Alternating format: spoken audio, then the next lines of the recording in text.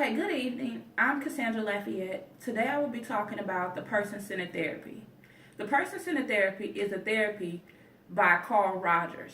The person-centered therapy is a therapy that focuses on the client being able to be self-fulfilling, self-actualization, and being able to solve their own problems and issues.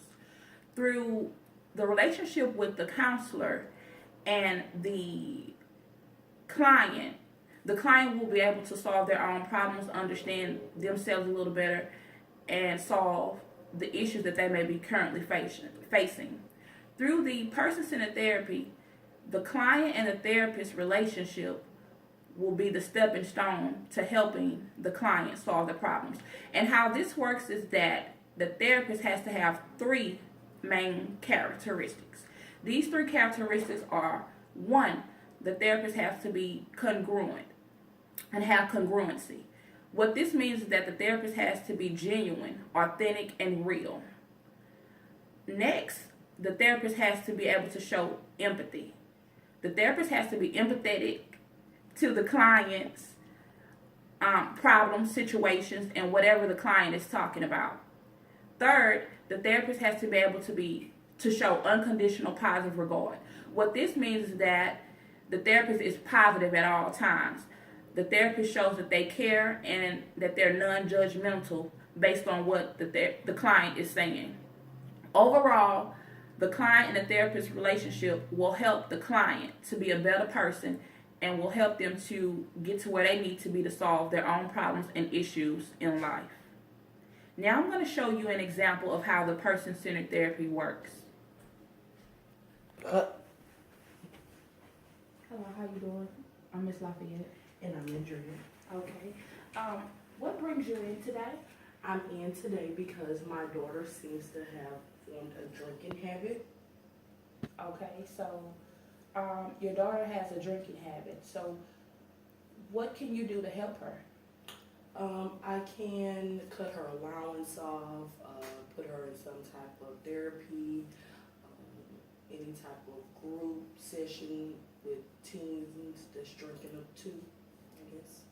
Okay, so how do you think your daughter would react to you doing those things? She maybe be a little angry, take it a bit personal. Okay, so do you think that would kind of affect your relationship? Yes. Okay, so what would be some steps that you could take that would maybe help you and your daughter to remain positive and have a positive relationship, even though you can help her to stop the drinking? Maybe going to a couple of sessions with her, being more relatable with her, or even talking with her about other situations that can end up badly. Okay, so it sounds like you have some good strategies that you could use to help your daughter. What could be some steps that you could take to start the process of talking to your daughter or getting in the sessions and things for her? What could you do? Maybe start by having her slack off for weekends and going out all the time, and we do more family things, and it turns into group sessions and things like that. Okay, so could you tell me about a time that she had a real bad drinking habit? I would have to say maybe a month ago. She was coming from a party and got in a wreck, and she was drinking. So that what really triggered it and showed me that it was an issue. Okay, so that sounds really serious because she's putting herself in danger as she drinks. And so maybe you can just kind of start off with that, kind of letting her know about her habits and how it can affect herself as well as others. So that sounds like you're really trying to help her and you're really concerned and worried about her well-being. Yes. Okay. Are there any other times that she may have been drinking and it's caused any type of situation or problems? A couple of bar fights and, just yelling at me and things like that.